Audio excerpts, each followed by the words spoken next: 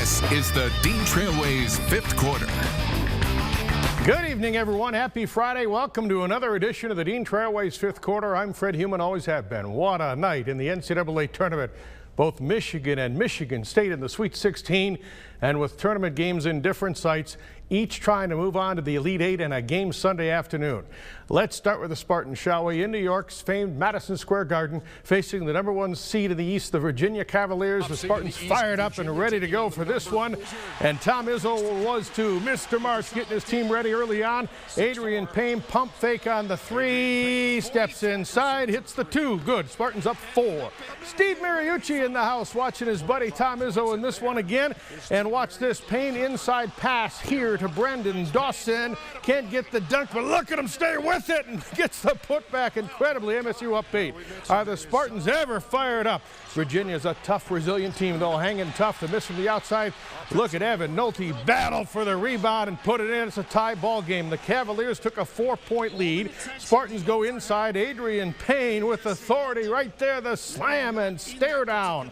Bench going crazy. 9 minutes and change remaining, tied at 40. They call the number of Travis Trice. A huge 3 for Trice. Michigan State up 5. The kid from Lansing, Denzel Valentine, will pass here to Brandon Dawson. He was sensational. 24 points. That reverse lay-in made the lead 7. Virginia came back, tied it again at 51. Adrian Payne for 3 at a 3-point Spartan lead. Next time down the floor, Payne sets up Brandon Dawson for the alley-oop dunk. MSU up 5. Who like that? The master of the alley-oop pass. That's who. Magic Johnson in the stands. Big free throw by Trice late in the game. 4-point lead. Gary Harris missed a free throw at the end to give the Cavaliers a chance for a long shot to win. Nothing doing. This was Sparty's night. MSU holds on for dear life. Will play Sunday at 2:20 in New York against UConn. What a game. What a victory. It was a physical game. It was a hell of a game. I think Tony Bennett is going to be one of the stars coming up. They got a good team, but give our guys some credit. We got down and we bounced back, and that's a lot of character we showed tonight. You know, we've been playing so well, and, you know, Coach talked about us, you know, just getting over that hump. We made it here last year against Duke, and unfortunately we came up short. So Coach has been talking about us just playing hard and just playing tough. This will be your 8th Elite Eight. You're 6-1. Do you like your chances? Well, I was telling my guys, get me to the second game, and we'll do our best to move you on to a Final Four. Now we get a chance. All right, again, that's a 2:20 game Sunday for Michigan State. Michigan trying to get to the Final Four for a second straight year in the Sweet 16. Tough matchup tonight in Indianapolis with Tennessee. A victory would put the Wolverines into a Sunday game there and on to the NCAA Elite Eight. And at Lucas Oil Stadium this evening, they took on a volunteer team that was wearing Cinderella slippers in this tournament. The coach at Tennessee, former Big Ten star at Purdue, Quanzo Martin, tied early. Nick Stauskas, as he does so often, hits the off-balance 3. Michigan up 3. The Michigan freshman Gary Harris, best buddy and high school teammate Zach Irvin for 3. Wolverines by 2. Then Irvin again, another 3 with ice in his veins. The lead is extended. Up by 10. Look at what Glenn Robinson did to his dad's roommate. Quanzo Martin and Glenn Robinson, the second, were roommates. There's the stutter step and slam. Second half, more of the same. Spike Albrook gets free in the paint, goes in for an easy deuce. The lead is 15. Michigan started the fold, though. Turnover here in a dicey situation. The Vols get the steal. Jordan McRae up for the layup. The lead down to 6. Stauskas down the stretch for 3, and the Wolverines are up 10 with 3.5 minutes left. The finish was frantic. 17 seconds left. UM up 3. Turnover. Chance for UT to cut the lead to 1 or maybe go for the lead. They get the inside drive by McRae. 1-point game. Nick Stauskas hit a free throw to put U of M up 2, but missed the second. Chance for Tennessee to win at the buzzer, just like Virginia. Nothing doing. Michigan survives just barely. 73-71 on to the Elite Eight. You feel bad because they worked so hard and they came back, and they're really a good team. So we know we beat a good team. Really pleased that we could score points against them because they're one of the best defensive teams in the country. Their turnovers, when we turn it over, and we don't turn it over much, was a big difference in the game. So pleased to get this win. Certainly was a lot of drama at the end, but we've had a lot of that this year, and a win is a win. So Sunday will be like Super Bowl Sunday around here. The Spartans at 2:20, Wolverines to play at 5:05 against Kentucky, which came from behind to beat Louisville tonight. Win Sunday, and it's a second straight trip to the Final Four for the Wolverines. When we come back, we want to use the opportunity tonight to take a look back at the high school season in Mid-Michigan. We salute the Preps. Up next, stay with us. Welcome back. The Detroit Pistons home tonight, and let's face it, normally that doesn't bring out a flock of fans to the Palace, but this was a little different. Lots of folks in Auburn Hills, even on a night MSU and U of M were playing tournament games, because it wasn't the current Pistons they came to see, but the bad boys of the past. The 25-year anniversary salute of the 1989 game. I covered every game that year just about. What a group that was. Oh yeah, the game. And that guy could probably have played with the bad boys. It's Chris Anderson, Mr. Tattoo of the Heat. Pistons get some early inside thunder here. The pass to Andre Drummond for the slam. He's their one terrific player, but the highlights for the home team were few and far between. There's my main man, Chris Anderson, for the slam. LeBron James, sensational, 17 points, 12 assists. There's the pass to Haslam for the slam. Later, LeBron for three. Pistons hammered in front of the greats of their past, 110-78.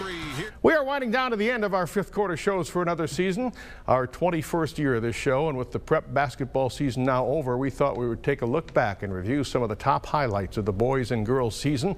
Another fabulous year of thrills in Mid-Michigan. We're the PW Pirates, and welcome to fifth quarter.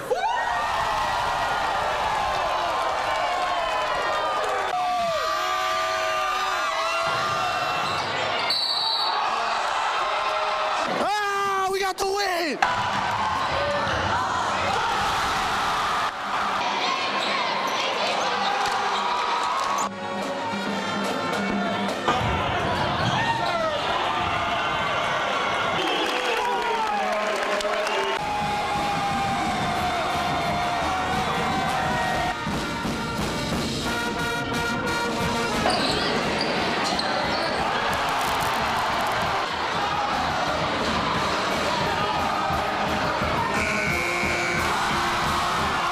I'm Fred Human. I'm Kevin Gale. And I'm Audrey Dahlgren.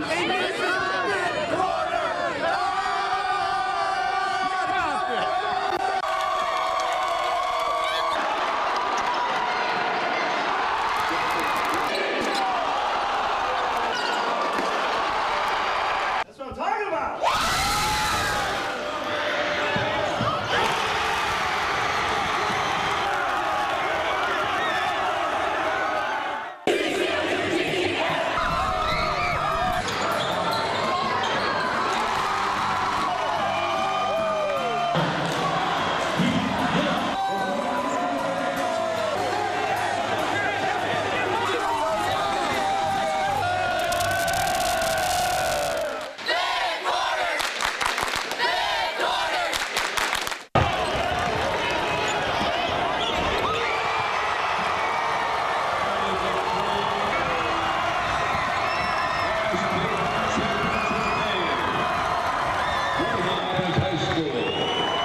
Dreams do come true, don't they?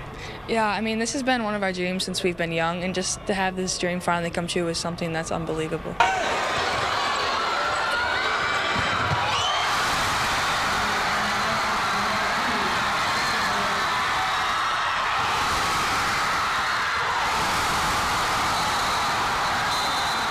They just kept fighting. They kept fighting. They could have rolled over a couple times, but they never did.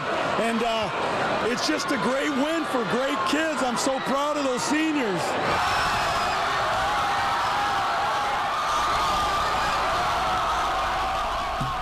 Thanks to Corey Petey from our fifth quarter staff for putting that together, and to all of our fifth quarter staff for the wonderful pictures all season long on this Mid-Michigan's best and most watched high school sports show. We're back more with baseball in a moment, and I mean a lot of baseball, including a little tribute on 3 days before the opener from a man who knows all about this game. Ernie Harwell, you got to stick around for this up next. Let's talk some baseball. A lot of baseball. Tigers finish up Grapefruit League play today, facing the Tampa Bay Rays. Opening day is Monday. Let's take a look at a couple of the highlights. Jabba Chamberlain's won a job in the bullpen. He got the win today, gets a strikeout there. Man, they need him in that depleted bullpen. Nick Castellanos is your new third baseman. He got a rip here, but a terrific play in center field. Look at that catch. Miguel Cabrera had a base knock today. He went 1 for 3 on the game. Tigers beat the Rays 6-3. They finished the preseason 15-12, as I said, and open it up Monday. Cabrera, with that day, this was the big part of the day, a morning press conference announcing the official agreement on a new 8-year extension. He gets 2 years left on his current deal. It will net him $292 million over the next 10 years. You bet he's a happy guy. For a lot of reasons, I feel comfortable here. We coming to a lot of good years together. Last 3 years we've been in the playoffs. It's gonna be a great team for many years to come. They make you feel comfortable here. They make you feel like this is your house. This is the place you wanna be. I love to play in Detroit. I wanna be part of Detroit family for a long time. And here's Miggy's playpen today. Comerica Park, they're getting it ready for Monday's opener. Good weather expected then, but it's been a miserable winter, and it's been a real challenge for the head groundskeeper, Heather Nabozny, a Michigan State graduate who's had to blow a little air and heat under the tarp, try to get new sod in and get this thing under immense difficult conditions ready for the opener. Here's Heather today about that. It's been very difficult. We've had to remove snow twice. One time it was almost 11 inches. The next time we had to remove 4 before we could even start to think about grading the field and laying the sod. And then getting warm enough temperatures during the day to lay the sod. We heated those areas, the mound, the plate, the infield skin, with large heaters and a tarp. So we melted the frost out of there, and it's been a challenge. All right, little treat for you tonight with opening day coming up Monday and our winter leaving us in a grumpy, ready for spring mood. I thought it'd be the perfect time to share with you the poem Ernie Harwell wrote for the Sporting News back in 1955. It's entitled The Game for All America. I was sitting in Ernie's living room some years ago, and without prompting, no rehearsal, no teleprompter, he recited it for me. And now for you. Listen. Baseball is a president tossing out the first ball of the season, and a scrubby schoolboy playing catch with his dad on a Mississippi farm. A tall, thin old man waving a scorecard from the corner of his dugout. That's baseball. And so is a big fat guy with a bulbous nose running home one of his 714 home runs. There's a man in Mobile who remembers that Honus Wagner hit a triple in Pittsburgh 46 years ago. That's baseball. And so is a scout reporting that a 16-year-old Sandlot pitcher in Cheyenne is a coming Walter Johnson. Baseball is a spirited race, a man against man, reflex against reflex, a game of inches. Every skill is measured, every heroic, every failing is seen and cheered, or booed and then becomes a statistic. In baseball, democracy shines its clearest. The only race that matters is a race to the bag. The creed is a rule book, and color merely something to distinguish one team's uniform from another. Baseball is a rookie, his experience no bigger than the lump in his throat as he begins fulfillment of his dream. It's a veteran, too, a tired old man of 35, hoping that those aching muscles can pull him through another sweltering August and September.